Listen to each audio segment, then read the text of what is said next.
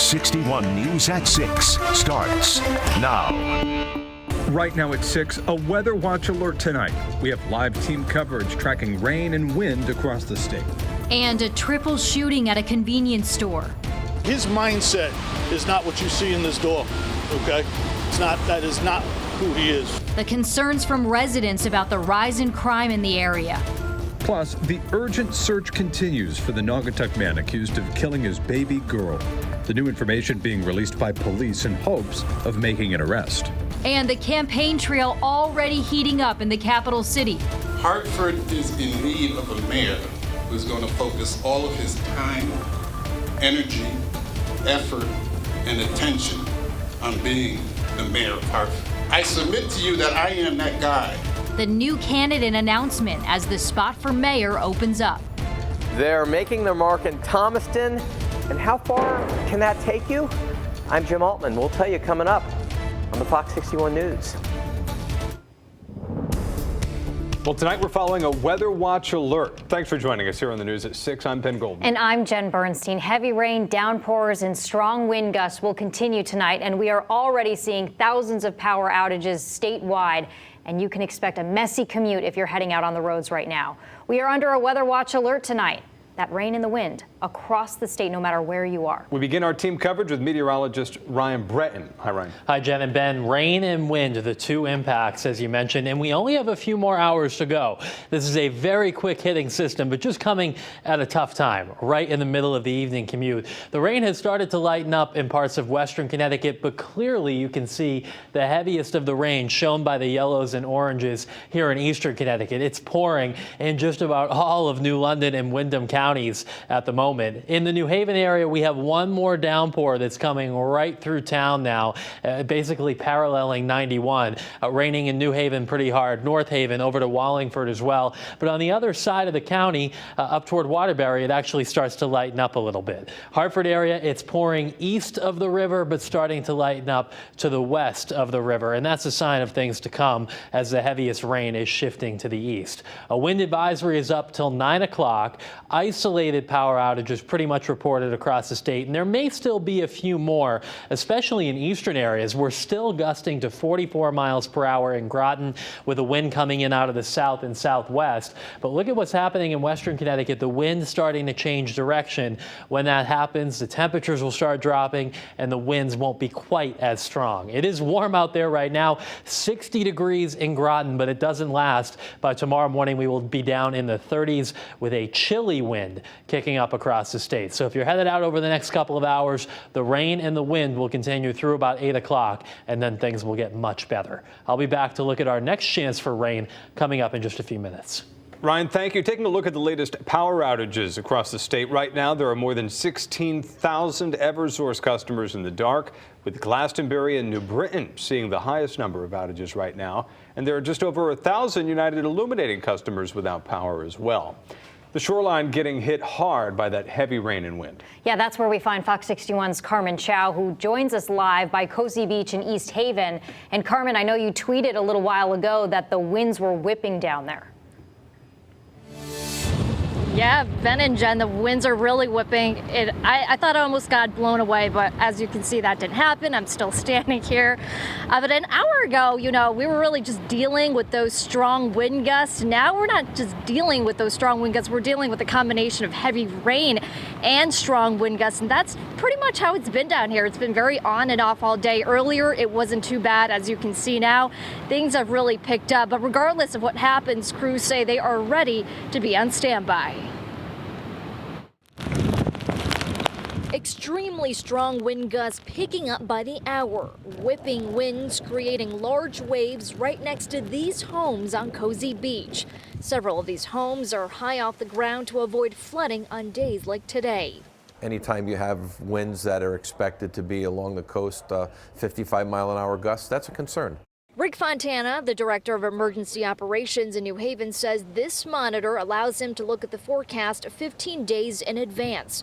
This storm had been on his radar for days, so this heavy rain and wind came as no surprise.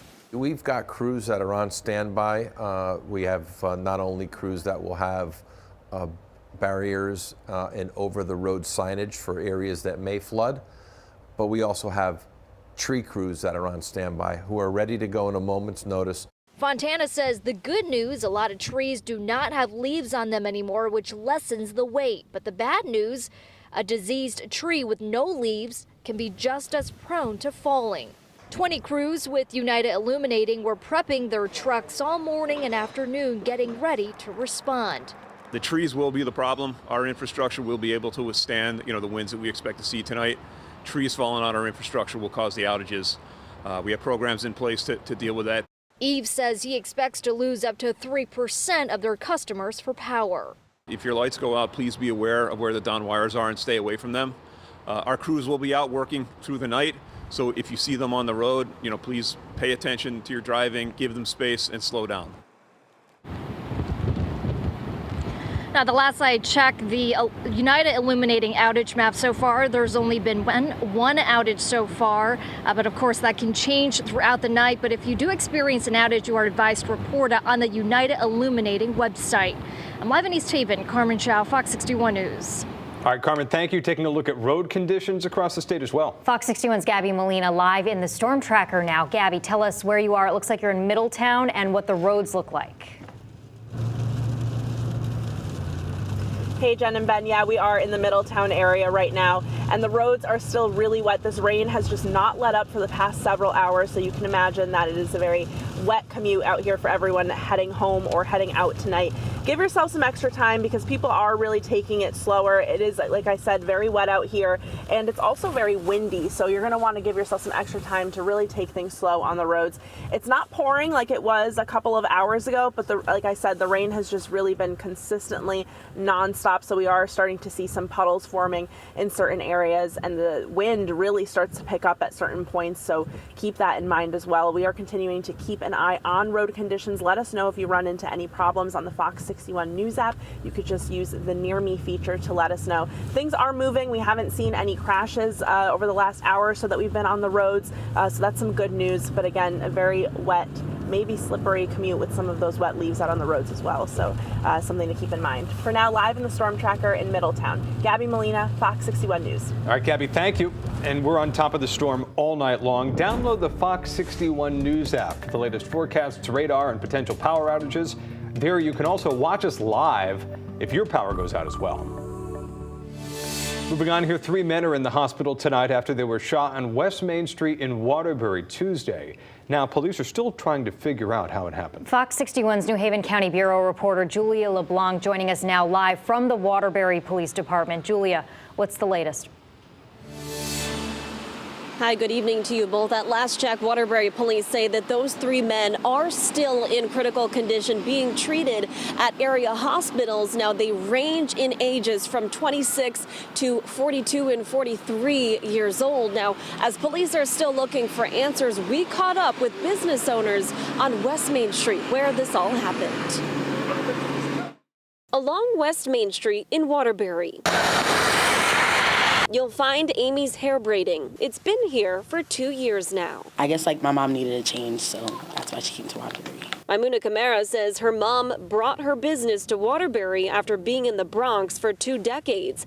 But in terms of the violence in the neighborhood, Camara says it's not much better. Every day there's something going on here versus there, it would be okay, 1 month, can go without crime, but here it's consistent. That crime continued last night just across the street at this convenience store.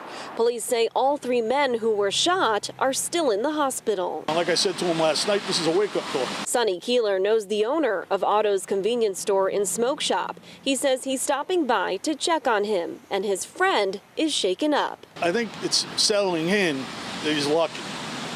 Okay. Unfortunately for the victims that were shot here, that's not the case. Police can't confirm it, but Sonny says this shooting stemmed from a fight in the store between customers. He heard a little back and forth verbal, but he didn't think anything of it. The guy left it, and that's when things get bad. Keeler says now he's trying to help the owner decide if he wants to stay here or move to another city. If we decide to stay, if I become a partner in this location, things will change here, that's for sure. Security will be better here, stuff like that. In the meantime, those who still call this street home hope things take a turn for the better. It just needs to be better so that those people can have a chance to live the life that they want to live out here without worrying about, you know, their kids being involved in this.